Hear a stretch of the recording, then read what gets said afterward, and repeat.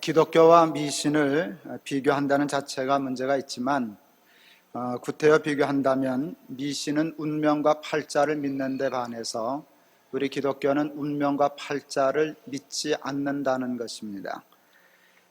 인생을 집을 짓는 건축에 비교한다면 미신은 신이 자기가 원튼 원치 않든 집을 마음대로 정해서 인간에게 넌 여기 살아, 넌 저기 살아 하고 나누어 주는 것을 의미합니다. 사람들은 그것을 운명과 팔자라고 얘기하는데 사람으로서는 그걸 바꿀 수 없고 그 집이 마음에 들지 않으면 신에게 제사하고 제물을 드리고 절하고 그래서 신의 비율을 맞추어서 그 집을 바꾸는데 그것을 저들은 팔자를 거친다, 운명을 거친다라고 얘기를 하고 미신적인 종교의 궁극적인 목적이 있다면 유일한 목적이 있다면 그것은 단 하나 팔자를 고치는 데 있습니다. 그러나 우리 기독교의 하나님은 성경을 보면 우리를 운명화하시는 분이 아니십니다. 하나님이 마음대로 집을 지어서 넌 여기 살아라, 넌 저기 살아라 그렇게 말씀하시는 분이 아닙니다. 하나님은 우리에게 각자의 인생을 건축할 수 있는 자유를 먼저 주시고 그 다음에 능력을 주시고 언제든지 잘못하면 다시 새로운 기회를 주시는 분이십니다. 그러므로 우리 인생의 집은 운명적으로 지어져 있는 것이 아닙니다. 우리가 소신껏 최선을 다하여 자유스럽게 지어가는 것입니다. 하나님은 우리에게 누구에게나 자기 인생을 훌륭하게 건축할 수 있는 기회를 주시고 능력을 주시고 또 지혜를 주십니다. 그러므로 여러분의 인생은 결정된 것이 없습니다. 확정된 것이 없습니다. 운명 그런 거 없습니다. 팔자 그런 거 없습니다. 기독교에 매우 중요한 것은 운명이 없고 팔자가 없다는 것입니다. 하나님은 그 운명과 팔자를 우리 손에 쥐어주시고 내가 고쳐라, 내가 만들어라, 내가 도와줄게, 내 인생을 얼마든지 성공적으로 훌륭하게 살 수 있는 기회를 내가 주마라고 말씀하시는 하나님이십니다. 그런데 이와 같은 하나님을 잘못 오해하여 기독교도 꼭 미신처럼 믿는 분들이 더러 많습니다. 예를 들어 미신을 섬기는 사람은 결혼할 때 궁합을 봅니다. 저는 아직도 궁합이 뭔지 잘 모르겠어요. 궁합이 맞느니 안 맞느니 그렇게 얘기를 합니다. 근데 참 답답한 일은 예수 믿는 사람들 중에도 궁합을 보는 사람들이 있다는 것입니다. 제가 실제로 신학생 교육전도사 하나가 어떤 자매를 사귀어서 결혼하려고 했어요. 그 자매 어머니가 그렇게 반대를 심하게 했어요. 어느 교회 권사님이시라는데 결혼을 반대하는 이유가 너무 황당하고 어처구니가 없었어요. 궁합이 맞지 않는다는 것이었어요. 근데 그 얘기를 듣고 얼마나 놀랐는지 모릅니다. 이게 권사가 궁합을 봐? 그리고 궁합을 보고 궁합이 맞지 않아서 결혼을 반대해? 도무지 그 충격을 이길 수가 없어요. 이게 오늘날 한국 기독교인가? 이게 한국 기독교의 수준인가? 초신자라면 혹시 몰라서 그랬다 치고 교회 권사까지 된 분이 딸 시집 보내는데 궁합이 안 맞아서 반대를 해? 납득할 수가 없었어요. 여러분, 예수 믿는 사람들이 예수를 무당 전보듯 하면서 믿는 사람들을 우리 주위에서 얼마든지 쉽게 찾아볼 수 있습니다. 제가 중학교 때인가 우리 어머니 집에 있는데 어떤 분이 집을 찾아와서 예수 믿는다는 집사인지 권사인지는 잘 모르겠으나 여자분이 와서 그랬대요. 당신 아들 30전에 미국 유학 갔다 올 거라고. 제가 유학 갔다 왔게요? 안 갔다 왔게요? 우리 어머니 그 얘기 듣고 얼마나 좋아하시는지. 당신 아들 유학 간다고. 그런 얘기하면 다 기분 좋지만은 여러분 믿지 마세요. 쏙지도 마세요. 여러분 그런 건 누구도 알 수 없어요. 제가 유학을 갈 수도 있고 안 갈 수도 있죠. 내가 중학교 다닐 때 내가 30전에 유학을 갔다 오겠다는 일은 결정된 일이 아니에요. 하나님이 인생을 그렇게 만들어 놓지 않으셨어요. 내가 준비해서 갔으면 간 거고 준비 못해서 못 가면 못 가는 것이지 그게 딱 운명적으로 결정되어 있는 게 아니라 그 말이죠. 여러분 무당들이 점을 쳐요. 귀신이 점을 쳐요. 여러분 점을 칠 때 귀신은 우리의 과거를 알아맞힙니다. 아니 귀신이 그것도 모르겠어요? 귀신같이 아는데 그거는 결정된 일이기 때문에 귀신이 우리의 과거를 모른다면 그건 귀신도 아닙니다. 무당, 귀신 들린 무당 우리의 과거 쪽집게처럼 알아맞힐 수 있습니다. 그럼 대개 사람들이 정신을 다 잃어요. 그러면 대부분 논리적으로 생각하는데 논리적인 모순이 생기죠. 내 과거를 쪽집게처럼 알아맞추는 걸 보니 내 미래도 알겠구나 하는 생각을 하지만 아니요, 달라요.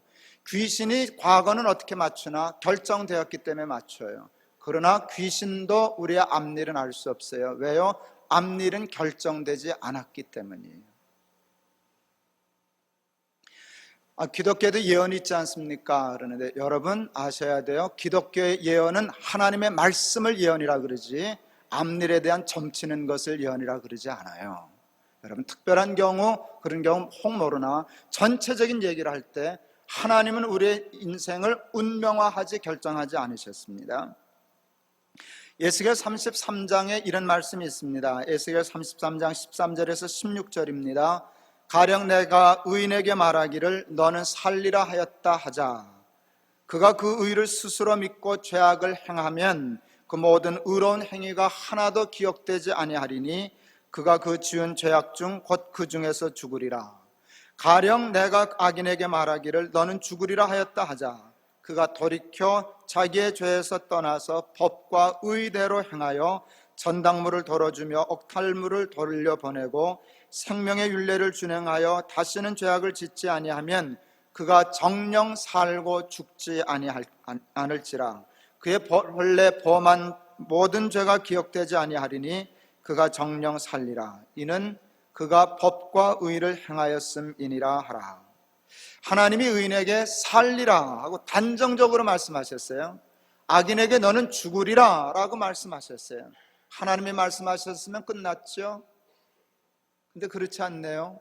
살리라고 하는 의인이 이제 하나님이 살리라 그랬으니 난 아무렇게나 해도 지옥 안 가 하고 함부로 그것을 믿고 죄를 범하면 하나님 말씀하셨어요. 너 죽을 거다 그러셨어요. 산다는 말이 이렇게 판에 못 박히듯이 바뀐 게 아니라는 것이에요. 그걸 잘 유지해 나가면 살지만 그거 말만 듣고 함부로 죄지면 그게 바뀌어서 죽으리라. 악인에게 내가 죽으리라 하였다 하자. 그 말을 듣고 그가 죄에서 떠나서 모든 전당물과 억탈물을 내어주고 하나님의 법을 지키면 하나님 말씀이 이것이에요. 정령 살리라. 산다는 것과 죽는다는 것이 결정되지 않았다는 것이에요. 얼마든지 바뀔 수 있다는 것이에요. 그게 누구 손에 달려있는가 하면 내 손에 달렸단다 라고 말씀하시는 것이에요. 여러분 하나님이 요나를 니누의 성에 보냈습니다. 그 말 안 듣고 다스스를 내빼고 하는 걸 물고기 뱃속에 집어넣고 해서 결국 니누에 보냈어요. 한 말씀만 전하게 하셨습니다. 40일 후면 망하리라. 요나가 그 하나님의 말씀 예언을 40일 후면 너 망할 거야 라고 하는 예언을 하고 40일째 되는 날 언덕 위에 올라가서 박넝쿨 그늘 삼아 앉아서 봅니다. 정말 망하나 안 망하나. 안 망했거든요. 펄펄 뜁니다. 그럴 줄 알았습니다. 내가 본래 그래서 안 온다 그런 겁니다. 내가 이게 무슨 망신입니까? 40일 후에 망한다 그러는데 이게 안 망하니 나는 이거 거짓말쟁이 아니고 실없는 사람 된 거 아닙니까? 여러분 요나가 하나님의 말씀의 뜻을 몰랐어요. 40일 후면 망한다는 말은 40일 안에 회개하고 살라는 말이지. 그 말을 알아듣는 사람은 니느웨 사람이었어요. 그 말을 듣고 왕으로부터 짐승에게 이르기까지 회개했어요. 죄 뒤집어 쓰고 베옷을 입고 하나님 앞에 모든 죄를 회개할 때 하나님이 그를 용서하여 주셨어요. 40일 후면 망한다라고 하는 건 결정된 게 아니에요. 40일 이전에 회개하면 그는 얼마든지 다시 살 수 있는 것이에요. 여러분 제가 하나님이 저를 통하여 주신 말씀을 꼭 마음에 새기세요. 운명 없어요. 팔자 없어요. 하나님은 우리의 인생을 우리의 손에 맡겨주셨어요. 하나님은 우리에게 지혜도 주시고 능력을 주셔요. 여러분이 소망하는 삶을 여러분 하나님 앞에 기도하고 살면 다 이룰 수 있어요. 그게 하나님의 약속이에요. 그게 하나님의 약속이에요. 이 약속을 믿고 하나님 안에서 아름다운 인생을 건축해 나가는 지혜로운 건축자들이 다 되실 수 있기를 바랍니다. 스스로의 인생을 건축하고 개척하는 사람이 되기 위하여 우리에게 꼭 필요한 것이 있는데, 하나는 지혜이고 둘째는 능력입니다. 여러분, 지혜 없이 아름다운 인생을 건축할 수 없어요. 예배당을 지어봤는데, 저는 예배당을 지을 때 나름대로 간단한 원칙을 정했어요. 그 원칙은 뭔가? 가급적 건축비를 아낀다. 너무 요란하게 호텔처럼 대리석 갖다 붙이고, 붙일 땐 붙이지만 사방을 대리석 붙여가지고 가난한 교인들 와서 불편하게 그렇게는 안 만든다. 그래서 굉장히 평범한 재료, 건축비를 가지고 예배당을 지었습니다. 그런데 건축비 중에 2도는 아끼지 않는다라고 세운 게 있었는데, 두 가지였습니다. 하나는 음향. 제가 설교만 하지 않고 콘서트 할 생각을 했기 때문에 음향은 아무리 돈이 많이 들어도 아끼지 않는다. 둘째, 설계비는 아끼지 않는다. 여러분, 더 함께 설계비만 가지고도 웬만한 예배당 지을 만큼 투자했어요. 지금도 생각하니 잘했다 싶어요. 여러분, 설계는 지혜입니다. 건축하는 데 있어서 설계가 잘못되면 그 다음에 아무것도 아닙니다. 돈 좀 아낀다고 설계비를 아껴놓으면 나중에 건물이 다 망가집니다. 지금도 다시 지으라면 설계는 최고에게 맡긴다. 돈 안 만들어도 그 돈은 아끼지 않는다. 집을 지을 때 가장 중요한 것은 지혜입니다. 설계는 지혜에 속한 것입니다. 설계가 잘못되면 인생을 잘 건축할 길이 없습니다. 그래서 지혜가 중요합니다. 하나님은 그걸 아시고 우리에게 인생을 건축할 수 있는 자유와 함께 지혜를 주셨습니다. 누구의 지혜를 주셨나? 하나님의 지혜를 주셨습니다. 그것을 성경은 하나님의 영이라고 얘기합니다. 하나님이 인간을 창조하실 때 진흙으로 모양을 빚으시고 코에다 생기를 불어넣으셨습니다. 생기를 헬라어로는 푸뉴마, 또 히브리어로는 루아하라고 부르는데, 그것은 하나님의 영이라는 뜻입니다. 하나님이 바람을 불어넣으셨다고 그 생기를 바람으로 해석하면 곤란해집니다. 그게 바람이라면 우리는 진흙 풍선되고 맙니다. 진흙에다 후 바람 불어서 됐으면 진흙 풍선이죠. 루아하는 바람이 아니라 바람을 의미하기도 하지만 하나님의 영을 의미합니다. 하나님은 우리에게 당신의 영을 주셨어요. 하나님의 영이란 뭔가? 하나님의 지혜, 하나님의 생각, 하나님의 마음, 하나님의 뜻, 하나님의 철학, 하나님의 가치관을 얘기하는 것인데, 곧 하나님의 영은 하나님 자신이에요. 하나님 자신이에요. 그러니까 하나님의 영을 불어넣었다는 것은 하나님을 갖다 집어넣었다는 것과 같아요. 그래서 성경은 우리를 뭐라 그러는가 하면 하나님의 형상을 따라 하나님의 형상대로 창조함을 받았다라고 얘기해요. 하나님의 형상은 겉 모양이 아닙니다. 눈 두 개, 코 하나, 이런 모습이 아니라 하나님의 영을 하나님의 형상이라고 한 것입니다. 하나님은 우리에게 하나님의 지혜를 주셨어요. 여러분 보세요. 하나님의 지혜로, 하나님의 영으로 인생을 살면 그는 반드시 성공하고 승리하게 될 줄을 믿습니다. 제가 학교 다닐 때 바둑을 좀 뒀어요. 내 친구들한테 야, 내가 몇 급 정도 되냐 그랬더니 너 한 10급 정도 된다. 제가 한 10급 정도 바둑을 두었어요. 그랬더니 바둑 두는 사람이 픽하고 웃더라고요. 그것도 급수냐 그래. 네, 그래서 해댔죠. 야, 10급끼리 붙으면 밤새야. 그래서 내가 바둑 두면 10급인데 남의 바둑 훈수 두면 8급입니다. 저만 그러는 게 아니라 누구나 다 그렇습니다. 여러분, 왜 내 바둑보다 남의 바둑 훈수 둘 때 바둑이 잘 보일까요? 제 진짜 실력은 8급일까요? 10급일까요? 10급, 8급, 8급이 내 실력이에요. 근데 누구도 자기 실력대로 자기 바둑을 두는 사람은 없습니다. 승부욕, 욕심이 마음에 들어가면 눈이 어두워져서 수가 낮아집니다. 산상보훈 중에 마음이 청결한 자는 복이 있나니 저가 하나님을 볼 것이며, 굉장한 축복입니다. 하나님을 본다는 뜻이 뭔지 아세요? 마음이 깨끗해지면 하나님의 수를 읽는다는 뜻이에요. 인생을 바둑이라고 얘기할 때 하나님의 수로 바둑 두는 사람이 패배할 수 있어요? 그건 불가능해요. 하나님을 본다는 건 그것이에요. 하나님의 지혜로, 하나님의 수로, 하나님의 영으로, 하나님의 철학으로, 하나님의 가치관으로 인생을 사는 사람은 절대로 실패하는 건축자가 되지 않을 줄을 믿습니다. 그러므로 우리 인간, 자유하는 인간, 자기의 삶을 스스로 건축하는 우리들에게 가장 소중한 것이 있다면 돈 아닙니다. 세상의 권력 아닙니다. 여러분, 출세 아닙니다. 물질 아닙니다. 다 중요하지만 가장 중요한 것은 하나님의 영입니다. 하나님의 지혜를 갖는 것입니다. 돈은 지혜 있으면 돈 버는 거예요. 하나님의 수를 읽는데 여러분 뭘 못하겠어요? 하나님의 영은 영적인 것만을 의미하는 것이 아니에요. 하나님의 영은 영과 육을 다 얘기하는 것이에요.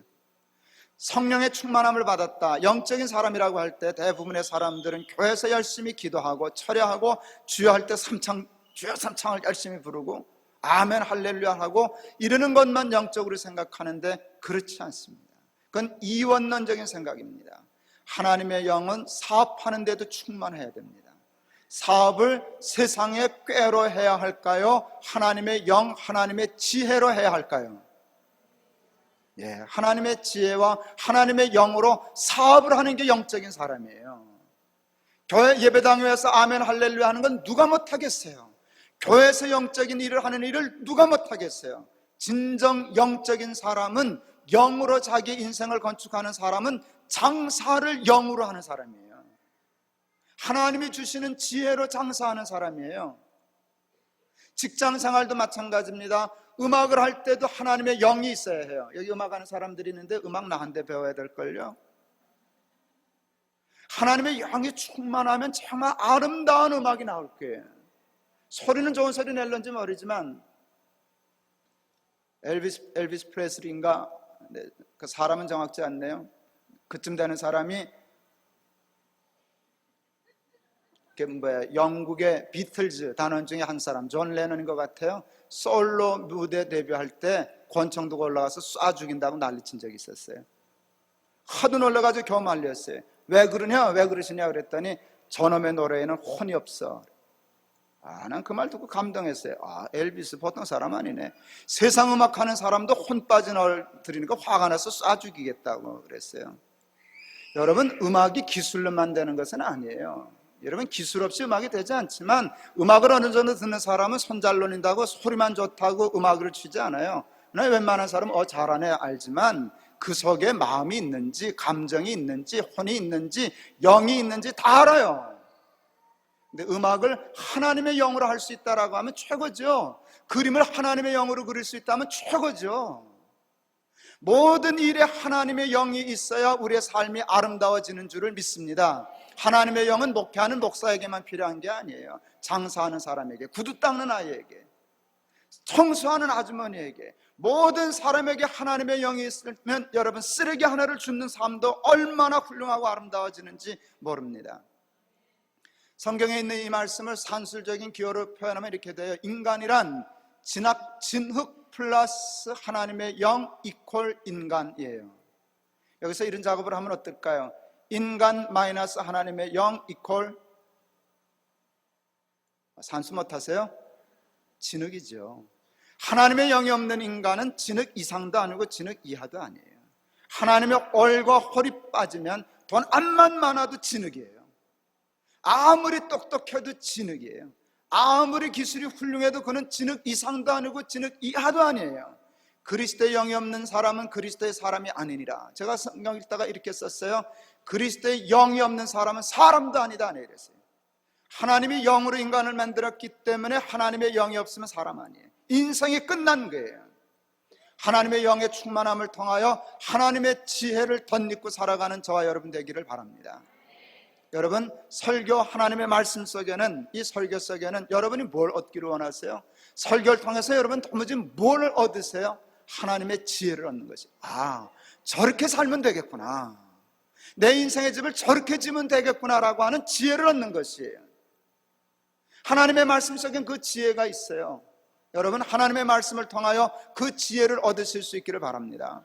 예수 믿는다고 다 부자 되는 것은 아니지만, 예수 믿는다고 다 건강한 것도 아니지만, 예수 믿는다고 다 성공하는 것도 아니지만, 예수를 믿으면 가난해도 세상적으로 잠시 실패하는 한이 있어도, 세상적으로 병들고 약한 한이 있어도 여러분 세상 어느 누구도 얻지 못할 하나님의 지혜를 얻게 될 줄을 믿습니다. 그 지혜로 인생을 건축해 나가는 지혜로운 건축자가 되실 수 있기를 바랍니다.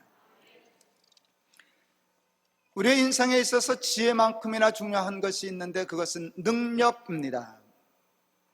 여러분 탈무드에 뭐 이런 얘기했지 싶어요. 유태인들이 자녀 교육할 때 이렇게 가르친다 그러네요. 유태인은 자녀들에게 물고기를 잡아다 주지 않고 물고기 잡는 법을 대어준다, 가르쳐준다. 참 지혜로운 사람이에요. 유태인이 지혜로워요, 여러분. 지혜롭기 때문에 상권도 잡고 모든 세상을 잡는 거예요. 그 지혜가 어디서 오는 줄 아세요? 철저히 성경에서 옵니다. 철저히 성경에서 옵니다. 그래서 유태인들이 지혜로워요. 그 지혜로워서 교육도 지혜롭게 해요. 자식이 암만 사랑스러워도 물고기 잡아다 주지 않는다는 거예요. 못 잡아도 그것 때문에 배를 골아도 내가 잡으라고 다구치는 부모가 유태인이라는 것이에요. 여러분 그 지혜는 하나님으로부터 말미암았어요. 하나님은 우리에게 물고기를 잡아다 주시는 분일까요? 물고기를 잡는 법을 가르쳐 주시고 물고기 잡는 능력을 주시는 분이실까요? 능력을 주시는 거예요. 물고기는 내가 잡아먹는 거예요. 하나님은 내가 잡아먹도록 물고기를 잡는 능력, 법을 알게 하시고 지혜를 알게 하시고 기술을 터득하게 하시고 낚시 도구를 쥐어주시는 것이죠. 낚시하는 법을 가르쳐 주세요. 그래서 고기 잡는 능력을 가르쳐 주시는 하나님이신 줄을 믿습니다. 하나님은 우리에게 능력을 주시지 물고기 잡아다 주시지 않으셔요. 그래서 하나님은 우리에게 능력을 주시기 위해서 우리 인간을 훈련시키고 단련시키십니다. 힘은 훈련하고 단련하지 않으면 주어지지 않기 때문에 힘은 키워야 하기 때문에 능력 있는 사람으로 키우기 위해서 예수 믿으면 편할 것 같지만 도리어 반대의 일이 일어납니다. 예수를 믿는데 힘들어요. 사는 게 어려운 일을 막당해요. 예수 안 믿는 사람은 쉽게 사는데 믿는 사람은 하나도 쉽지가 않아요.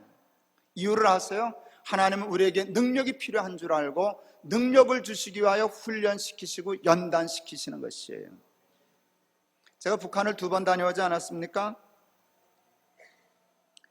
북한을 가보니까 북한 군인들을 이렇게 보게 되는데 평양에서 보는 군인들은 괜찮은 군인들인데요, 얼마나 쬐끄만지 1m 60이 넘는 군인을 내 눈으로 잘 보지를 못하겠어요.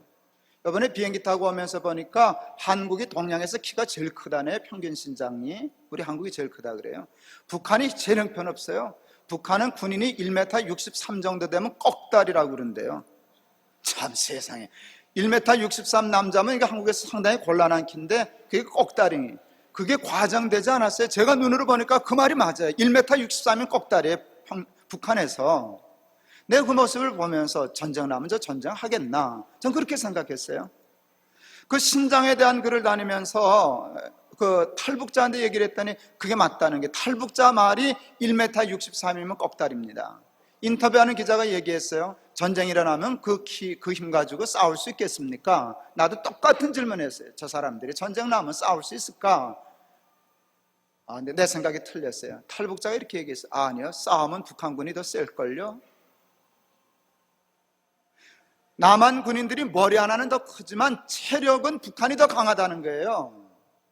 저렇게 빼짝 말르고 해도 밤낮 10km씩 들고 몇 리씩 뜨는 일을 특공대처럼 해서 전군이 그렇기 때문에 1대1로 붙으면 남한 군인이 북한 군인 쉽게 못 이깁니다. 그렇구나. 이게 허우대만 크다고 체력이 강한 게 아니에요. 고생한 사람, 악다구니를 덤벼드는 사람, 이게 무서운 것이지 온실 속에서 허하고 자가용 타고 다니고 편히 살던 사람들, 이게 내가 생각한 거하고 다르구나 하는 걸 알았어요. 여러분, 훈련받은 사람, 연단받은 사람이 강하지 키 크다고 강한 거 아니에요. 몸무게 많이 나간다고 강한 거 아니에요. 돈 많다고 강한 게 아니에요. 하나님은 예수 믿는 사람들 편하게 무조건 하지 않으세요. 하나님의 생각은 우리의 생각과 다릅니다.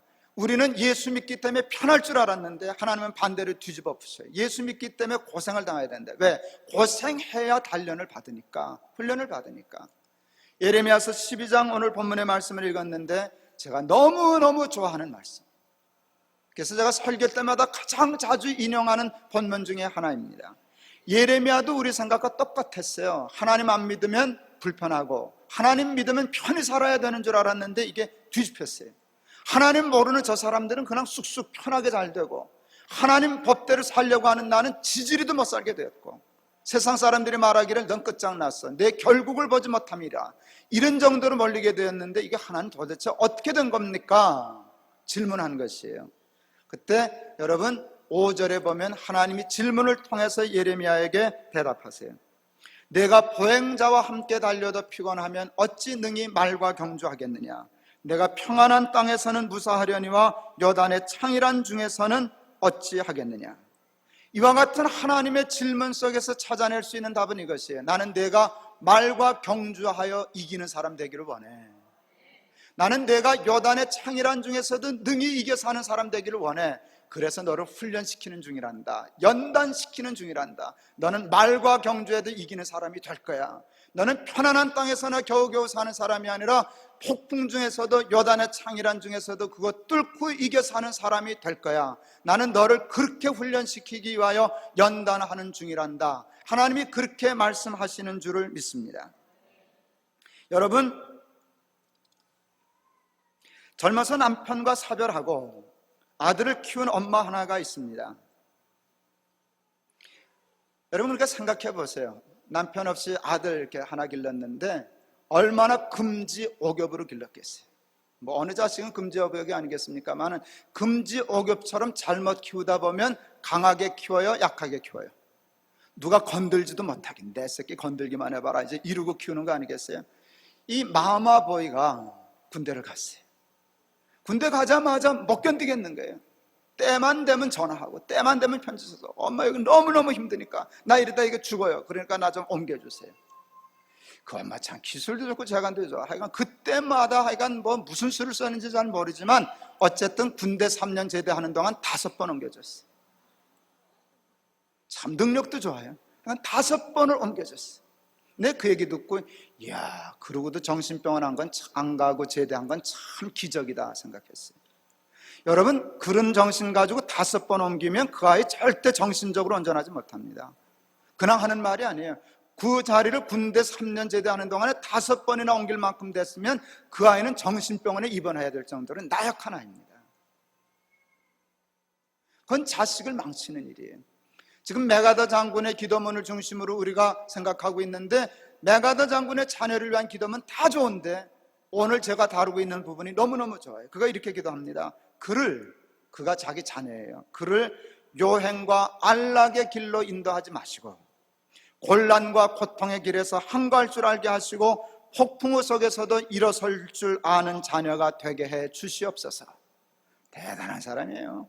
자기 자녀를 요행과 안락의 길로 인도하지 마시라는 거예요. 내 아들 편하게 해주지 마세요. 하나님, 내 아이를 안락의 길로 인도해 주지 마세요. 고통과 곤란의 길로 인도해 주세요. 다만 하나님 바라고 원하는 것은 고통과 곤란의 길에서 항거할 줄 아는 힘, 거기에 부딪히지 않고 뚫고 이길 수 있는 힘을 주세요. 사랑하는 자녀를 위하여 폭풍을 기도하는 애비가 있어요. 내 자식이 폭풍을 만나게 해주세요. 이렇게 기도하는 거예요. 그런데 근사해요. 그 대신 하나님, 폭풍 속에서도 일어설 줄 아는 강한 아이가 되게 해주세요. 남의 아들을 놓고는 그렇게 기도하기 쉬워요. 남의 아이 군대 갈 때 그렇게 기도해서 보내기 쉬워요.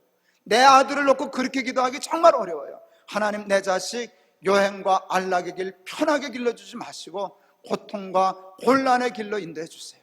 그러나 그 항거할 수 있는 힘을 주세요. 내 아이 하나님 평탄하고 순탄한 길에서 기르지 말고 폭풍을 뚫고 가게 해주세요. 폭풍을 만나게 해주세요. 그러나 뚫고 일어설 줄 아는 자녀가 되게 해주세요. 이게 얼마나 근사한 기도인지 모릅니다. 근데 이것이 바로 하나님이 원하시는 지혜요 기도요 제목인 줄을 저는 믿습니다.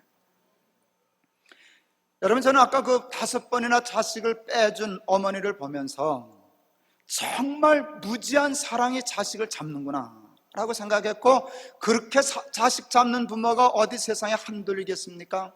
사랑하는 높은 뜻 순위교회 여러분들, 자식을 사랑하되 하나님의 지혜로 사랑하는 사람들 되기를 바랍니다. 여러분, 자식을 편하게 키우려고 하지 마세요. 강하게 키우세요. 믿음으로 키우세요. 하나님 믿는 믿음으로 말과 경주하고 폭풍우 속에서도 일어설 줄 아는 자녀를 키우시는 믿음의 지혜로운 부모 다 되셔야 할 줄 저는 믿습니다. 제가 예화를 무지 반복한다는 거 아시죠? 숭의교원 죄건이 생각하고 그냥 들으셔야죠. 어떡하겠어요. 둘째 훈련소 갈 때 이제 다 외우시죠? 그래서 난 참 대단해, 다 하는 줄 알면서도 또 써가지고 와서 하는 거 보세요. 이거 썼어요. 그냥 하는 게 아니고 원고에다. 차 앞에는 저희 부부가 타고 뒤에는 가운데 우리 둘째가 타고 양쪽에 친구가 앉았어요. 친구놈이 그러대, 야 임마, 군대는 요령이래. 집합하면 앞에도 서지 말고 뒤에도 서지 말고 가운데 숨어. 내가 웃으면서 흉봤어요. 이놈 자식아, 네가 미꾸라지 새끼냐? 숨기는 왜 숨어? 그러지 말고 집합하면 맨 앞으로 튀어나가라. 아버지는 방위 출신이지만 야, 그런 정신, 그런 나약한 정신으로, 숨는 정신으로는 군대 힘들어서 못 견뎌. 군대 힘들어서 못 견뎌. 집합하면 맨 앞으로 튀어나가거라. 그럼 매는 몇 대 더 맞지만 그 정신이 군대를 도리어 편하게 할 것이다. 일러주었어요. 그리고 얘기했어요. 아버지 군대 아는 사람 많다. 장군들 줄 세워서 한다. 아빠는 몰라도 장군은 아빠 아는 사람도 많다. 있는 폼 다 잡았어요. 그래도 아빠는 장군한테 전화 안 해. 내 아들 편한데 뽑아달란다고 절대 전화 안 한다. 대신 하나님께는 열심히 전화할 거야. 뭐라고 전화하실 건데요? 우리 새끼 낮에는 구름 기둥으로, 밤에는 불 기둥으로 지켜달라고 기도할 거야. 그러면 됐어요 하고 들어갔어요. 열심히 아이를 위해서 기도했어요. 근데 하나님이 전화를 받고 알았다고 보내신 건 최전방 수색중대 유격적이요. 내 아이가 거기 배치받고 나니까 정말 손이 떨리더라고요. 군목이 전화는 안 해줬으면 모르겠는데 군목이 왜 그런 쓸데없는 전화를 하는지, 목사님 기도 많이 하세요. 안 해도 하고 있는데 왜 그러냐 그랬더니, 목사님 그 부대가 정말 힘든 부대입니다. 5월 달에 배치받았는데 5월까지 2명이나 자살한 부대입니다.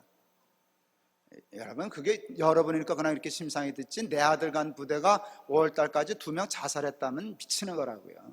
내 아들이라고 뭐 달라요? 남의 아들이나 내 아들이나 똑같이 삐딱하면 후딱하면 글로 가는 건데 기도 많이 했어요. 그래도 장군한테는 전화 안 했어요.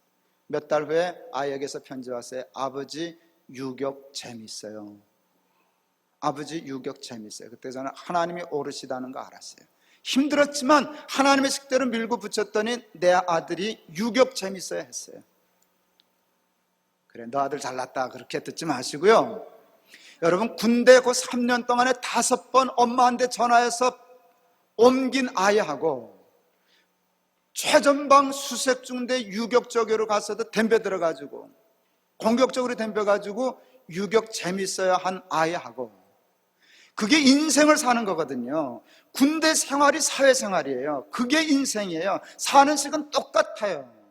하나님은 하나님을 믿는 믿음으로 정면으로 돌파하기를 원하세요. 제가 가지고 있는 성경을 통해서 가진 매우 중요한 인생의 철학, 남들은 그걸 보고 김 목사 싸납다고 얘기하지만 그렇지 않아요. 그런 뜻이 아니에요. 싸우면 7일, 도망가면 40년. 무섭다고 도망가면 40년 걸려도 가나안 땅 들어가지 못해요. 아무리 무섭고 두려워도 정면으로 돌파하면 일주일이면 들어갈 수 있어요. 내 힘으로 싸우는 거자면 도망가야 되지만 하나님 믿는데 어떻게 도망갈 수 있어요? 하나님이 얼마나 참담하시게, 이게 내 새끼 맞아? 이 자식 나 믿는 거 맞아? 애비가 있는데 도망가? 이게 말이 안 되지 않느냐 그 말이지. 믿는다는 것은 정면 돌파하는 것이 아니냐 그 말이지.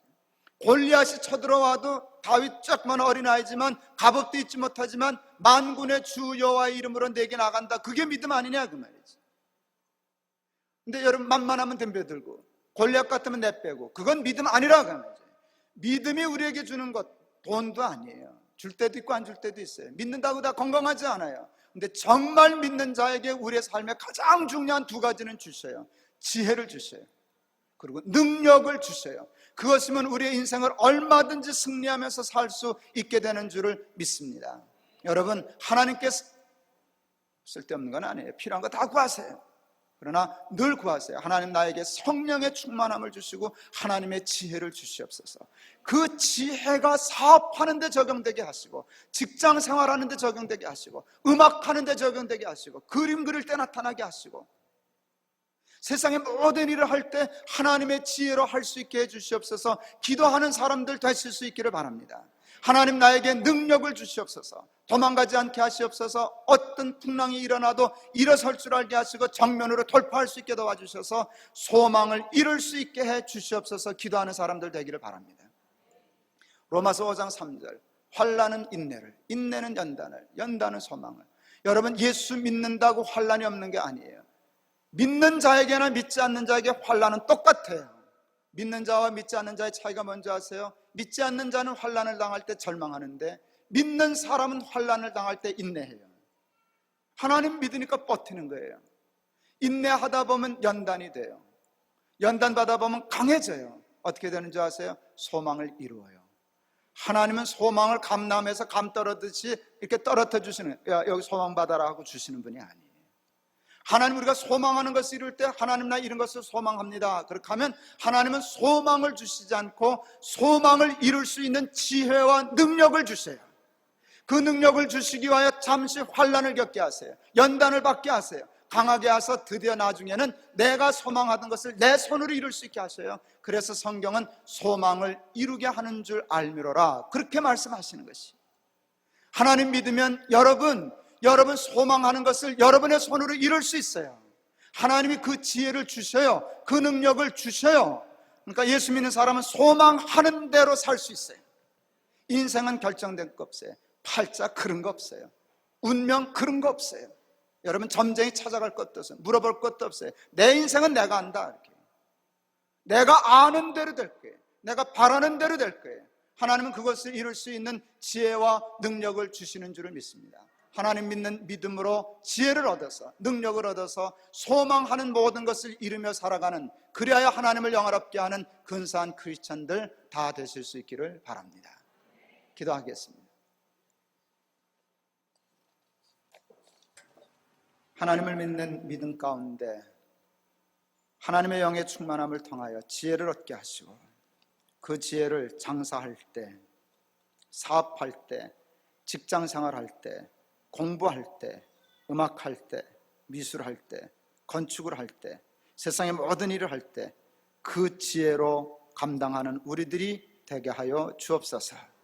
하나님이 주시는 믿음 가운데 세상을 두려워하지 않는 담대함을 가지고 환난을 당해도 담대하고, 환난 중에 인내하면서 연단받아 하나님 소망하던 것을 우리의 손으로 이루고 사는, 우리의 소망을 다 이루며 살아가는 하나님의 자녀들이 되게 하여 주옵소서. 운명과 팔자를 믿고 소심하게 살아가는 사람들 되지 않게 도와주시고, 우리의 운명과 팔자를 스스로 건축하며 살아가는 하나님의 당당한 자녀들이 다 되게 하여 주시옵소서.